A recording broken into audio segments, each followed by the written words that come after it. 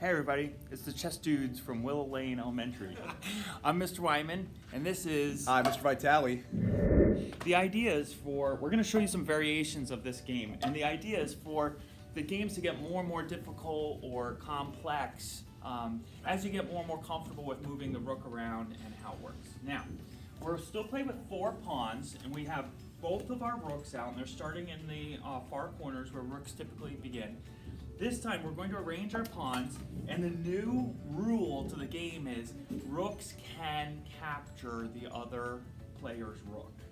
And the way it would capture it is simply by landing on the same square as your opponent's rook and then removing that rook. So at least we're starting off with 2 each.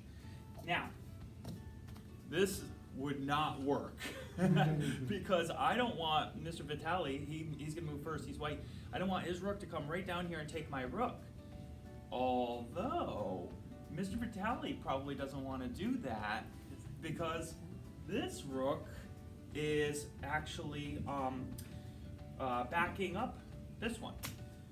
He could take it, but then I could take his rook. And that might be part of his plan to limit the rooks. Because if I was over here with my rook having taken his, we both would only have 1 at that point, and we would both be safe in diagonal corners. But I think just to keep my rooks, both my rooks safe, when I move my pawns around, I'm going to actually block Mr. Vitale's attack. Okay, I'm going to mirror Mr. Wyman and do the exact same thing. I think that's a good plan to keep my rooks safe, especially during the first couple moves. They're in the same rank, though. That's exactly right, Mrs. Merrill. I am going to spread out my pawns so that they're not all in the same rank. I am going to put 1 here and 1 here. I'm going to place 1 here, and let's put 1 right here. Okay, so white's going to go first. Okay. I'm going to be moving my rook along this file to line up with the pawn. One thing I will mention is, in the previous game and in this game, we're still not, once we begin playing, we're not moving the pawns at all. Typically in chess, pawns can move, and we'll talk about that in a different game. All right. Now, I want to make sure, as I'm moving my rook around, that I'm never in the same file or rank as Mr. Vitale's rooks. I have to keep that in mind while also trying to capture all his pawns. I think I'll be safe moving here, but before I take my hand off the rook, I'm going to look around and see, can anybody capture my rook? No, I'm safe, so I'll leave it. Okay. I think I'm going to move right here, Mr. Wyman. I'm going to stop right there. Well, you know, that's definitely safer because if Mr. Vitale came, I thought Mr. Vitale was going to come down here and take this pawn, that he was in that same file, but that wouldn't be a good move because I have 2 rooks that are protecting this pawn. Oh! Can you see what else I'm doing, Mr. Wyman? Now I see, not only was it safer for Mr. Vitale, but he's actually playing defense. He is protecting both of these pawns, so if I were to come up here and capture that pawn, I would be making a silly decision.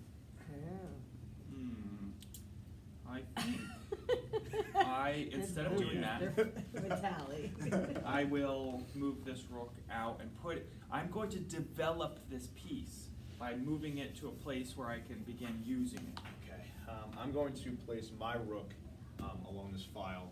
I'm going to line it up with Mr. Wyman's pawn.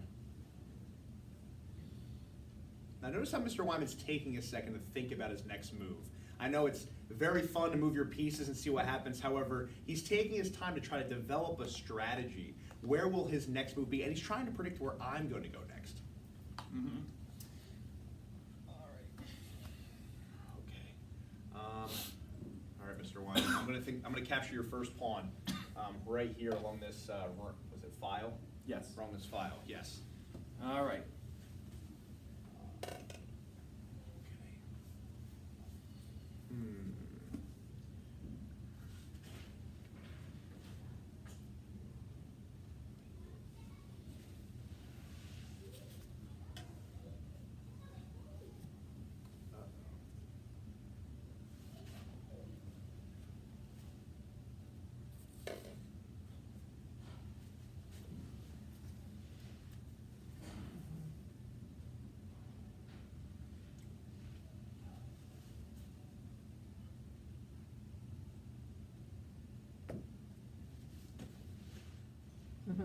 Oh, look now. Mr. Vitale is using his rooks together. Actually, Mr. Wyman, could you move it back? I just want to explain my thought for a Okay, second. sure. Yeah, okay, yeah. so I had an opportunity to move my rook all the way down this rank and take this piece. Mm-hmm.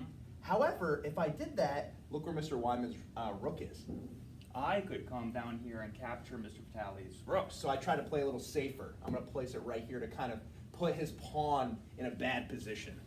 And then you took my pawn, correct? Yes, but before you do that, we should explain that this right here is a defensive position for my rook because I am defending this pawn.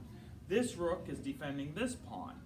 So now I'm going to go from a defensive position to an attack position, and I'm taking this pawn of Mr. Vitale's. Oh, okay. Big move here, Mr. Wyman. Yeah.